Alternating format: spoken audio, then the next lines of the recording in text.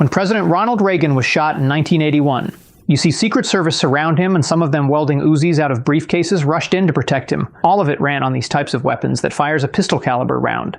Today, the submachine gun in most major military fighting roles are pretty much dead, except for some niche use cases. Back in the World War era, no one was wearing body armor, so those MP40 and the .45 Thompson can really do some damage. But since body armor started showing up in the modern era, they made pistol caliber less effective. It hits the vest and it stays in the vest instead of going through effectively to put someone down. And the thing that killed it is probably sitting in your safe right now. As soon as a handful of people at a Navy lab figured out how to shorten a rifle that can hit harder than a pistol round, it changed everything. Starting with the MP5 and see the job it was built for. Picture clearing a ship. Steel hallways barely wider than your shoulders, corners every few feet, hatches you have to climb through. A full-length rifle is a liability in there, because the barrel snags and the muzzle swings wide and you can't get it around a corner before the other guy gets around his. You need something short, and for about 30 years, the MP5 was that something short. Nothing else was this controllable this small, thanks to its roller delayed action that makes it shoot flatter and smoother than anything its size, so you could put rounds exactly where you wanted them. It earned every bit of its name. But fighting against someone with heavy armor on, this is a no-go. So the day the people you were clearing towards started putting on armor, the MP5 was solving yesterday's problem. Then the 10-3 showed up and did the exact same job in the exact same hallway, except its rifle round went straight through the vest the 9 couldn't touch. It's almost the same size, slightly bigger, more capable, and it left the MP5 with nothing better to offer. But there's also a second thing nobody mentions enough, which was that the smooth roller action is a maintenance headache. The way it works leans on little rollers and a locking piece wearing at exactly the right rate, and keeping it running means an armorer with gauges checking the gap on the bolt and swapping parts to spec on a schedule. It needs a trained specialist to do it right, and some parts require some remembering to do, like taking apart the trigger and putting them back in order. The 10-3 carbine just needs a guy with a wrench, and it's easier to put back together as well. So this wasn't close. The carbine did the same job, went through the armor the MP5 couldn't, and cost less to keep them running. But the MP5 isn't completely extinct. A few units still keeps them around for quiet, low-profile work, and we'll get to why that one job is a big deal. The Colt 9mm SMG. When American agencies looked at the MP5 in the 80s and wanted exactly what a controllable little gun can do for close-quarter fights, but they weren't thrilled about buying a whole separate German gun, and with separate training, logistics, and everything.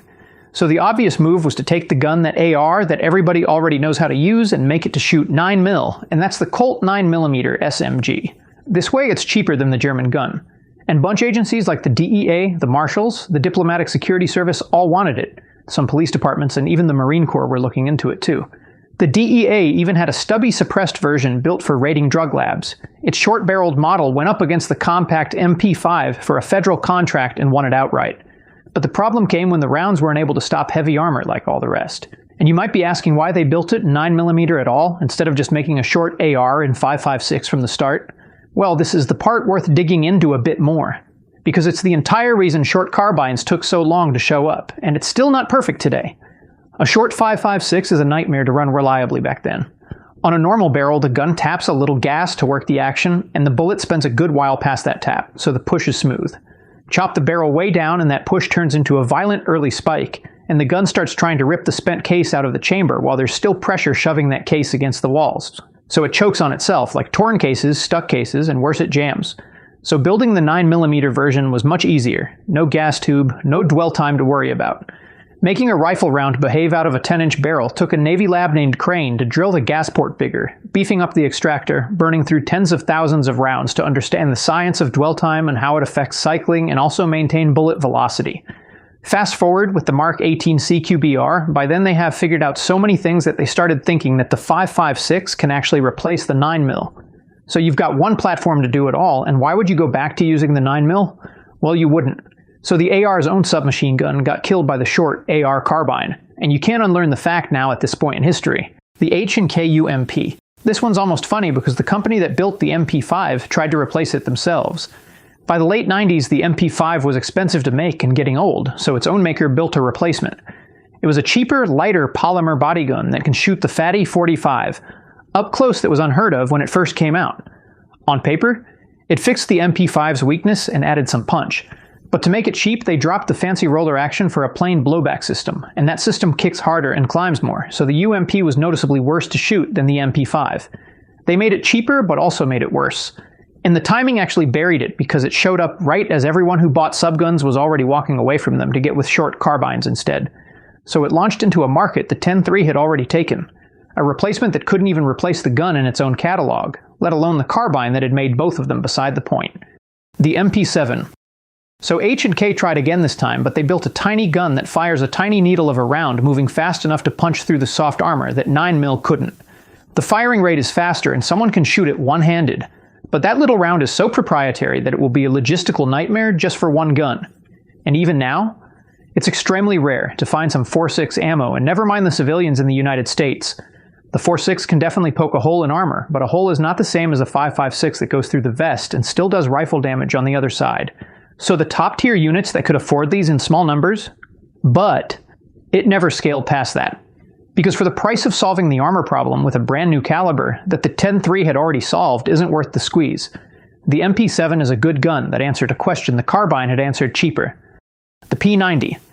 This is a weird-looking one, and its ergonomics made it special. It shoots the 5.7, and it's stubby and flat and easy to hide, and it packs 50 rounds. It carries 67% more than a traditional 30-round mag that stays on top of the gun, and it doesn't get in the way. And when it ejects shells, it falls from the bottom, so no one standing next to it catches hot brass right in the face. If your job is standing next to somebody important with serious firepower tucked under a jacket, it's ready in a second, so that package is genuinely hard to beat. You're not going to see your local policeman with these, maybe some undercover work, but the US Secret Service details definitely have some of those for protection work. So the P90 didn't disappear everywhere. It got pushed off the battlefield and into some outside-the-wire ops, and it's still a very niche gun. Kriss Vector. A company basically asked, instead of making recoil smaller, what if we changed where the recoil goes? The Vector was designed to solve a problem that mattered a lot in the early 2000s, which was controlling a powerful .45 caliber pistol caliber submachine gun in full auto. They want that recoil to be vectored downward, and it benefited a lot if it's shooting in the burst mode. That became the Super V system that rides the bolt downward into a recess behind the magazine. The goal is to redirect part of the recoil impulse downward, reducing muzzle rise and allowing faster, more controllable strings of fire. Most people who have shot one can all agree that it has noticeably reduced muzzle rise. It's very flat recoil, quick follow-up shots, especially in the burst mode.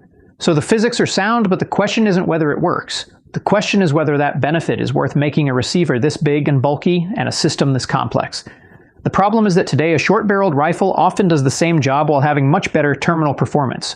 SIG MPX. The SIG MPX is probably the closest thing to the AR-15 of submachine guns, but it's not a Colt 9mm SMG. Unlike the Vector, the MPX's concept was, what if we built a 9mm submachine gun that handled exactly like an AR-15? SIG wasn't competing against the MP5. In fact, the pitch was to combine the MP5's reliability with AR-15 ergonomics that lets you add a bunch of modern accessories. While the MP5 uses the delay blowback, the MPX uses a short-stroke gas piston that locks the chamber with a rotating bolt. The MPX is actually one of the most interesting examples of a weapon that is still relevant, but for a much narrower mission than originally envisioned. And Sig Sauer also had the MCX Rattler that can fire the 300 Blackout, almost identical in size. So why issue a dedicated SMG if a compact rifle is nearly the same size? Most Western militaries now issue compact rifles instead of SMGs to frontline and special operations personnel. These rifles can perform almost every task an SMG can while also remaining effective at much greater distances. As a result, the MPX has not seen widespread military adoption as a primary combat weapon. The CZ Scorpion. The Scorpion's philosophy was, let's build the simplest modern SMG possible. Ironically, that simplicity is a big reason it has seen broader adoption than many more technically sophisticated competitors. The sales pitch was to apply the Glock philosophy to a submachine gun and make it inexpensive, super light, and easy to make, and also modular enough to mount today's accessories. In fact, the Scorpion has seen much wider official adoption than many people realize.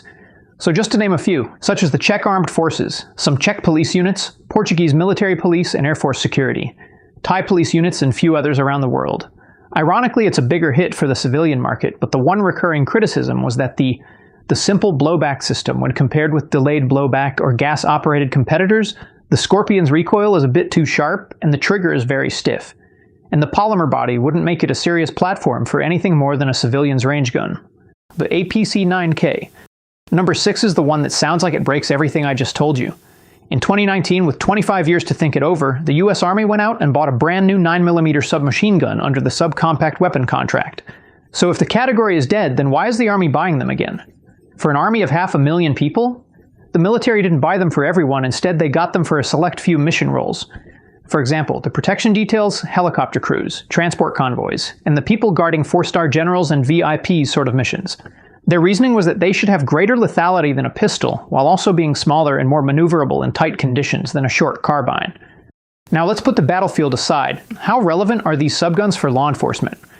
So on the battlefield, the case was closed. It's a different era now. But police departments across the world didn't totally abandon them just to blindly follow what America's military is doing. For decades, the MP5 was the gun on the SWAT team's back. Most American police units at one point had them. The UK police? Cops guarding the streets in Hong Kong, for example? Just to name a few, they all had it. Picture any tactical unit stacking up on a door on the evening news, and that stubby little gun was almost always what they had so it doesn't punch through the wall behind the suspect and into a neighbor's kitchen. But that turned out to be exactly backwards. When departments actually shot both rounds through the walls of a real structure, the results flipped the assumption on its head. A heavy 9mm pistol round holds together and keeps going, straight through drywall and studs and out the far side. A 5.56 rifle round moving fast does the opposite. It hits that first wall and tends to come apart, dumping its energy right there instead of sailing on through 3 more rooms. So the round everybody trusted to stay put was the one that traveled the farthest, and the rifle round they were scared of was usually the one that stopped sooner. Once that was clear, the reason to carry a pistol caliber gun indoors mostly fell apart. But it's also not completely true for every situation. Stack on top of it that the same rifle goes through body armor a 9 can't, and that every officer already trained on the patrol rifle sitting in the trunk, and the decision made itself. The FBI moved its people to use the 5.56 carbines, and then SWAT teams across the country followed the same playbook. And this is still going, on both sides of it. Just not long ago, Sweden's national police moved to start swapping their MP5s for a rifle, the same barrier logic every American department already ran, but not all. But not everyone went that way. A few years back, Finland's national police also set out to replace their MP5s, and they didn't reach for a rifle, so they bought a newer submachine gun instead. Which tells you the police world hasn't fully closed the case the way the military did, and that split is the crack where the subgun still lives. But what's actually that one place it lives that nothing is ever going to take away? And that is noise reduction. Now, if you really have to get quiet, the rifle, even with suppressor, will still be loud. And that's exactly the one thing a short rifle genuinely can't do. No matter how good it gets, it cannot be truly quiet. A rifle bullet leaves that barrel faster than the speed of sound, so it's dragging a little sonic boom behind it the whole way to the target. The suppressor can quiet the muzzle a bit. It can't quiet the crack of the bullet itself, breaking the sound barrier downrange, because that crack happens out in the air where no suppressor can reach it. Now take a 9mm subgun loaded with a heavy subsonic round that flies slower than sound on purpose. So no sonic boom, and the suppressor is only fighting one noise instead of 2. And these integrally suppressed MP5s can get down to something more manageable. So a quiet subgun still has a seat at the table after all. But people argue that a short rifle barrel this short has to be inaccurate. For long distance, of course, it's going to lose the velocity, but at 500 yards it can still injure quite a bit if it was a non-lethal but close enough hit. And sometimes hitting in the vital areas can still be lethal on the battlefield with these match-grade 77 grain bullets. Even if it doesn't kill, it will make whoever that got hit feeling miserable with something stuck in them. In most cases, the gun is more accurate than the person holding it, so when a 10-3 misses way out there, that's mostly the shooter or the wind affecting the shot. But nobody is reaching 300 meters in a stairwell, so all that debate is pointless for close-quarter use cases, especially for most cops. They aren't going to transition from serving an apartment arrest warrant to an outdoor gunfight and fight for weeks or months. So that 10.3-inch upper, or any similar configurations that seem to be the popular thing in the last few decades, if they could go even shorter without physical limitations like things jamming, they would. With that being said, in fact, the US military is now pursuing a project that can potentially beef up the 5.56 yet again to shoot even hotter and continue to use the M4 platform. And you can watch these videos to learn more.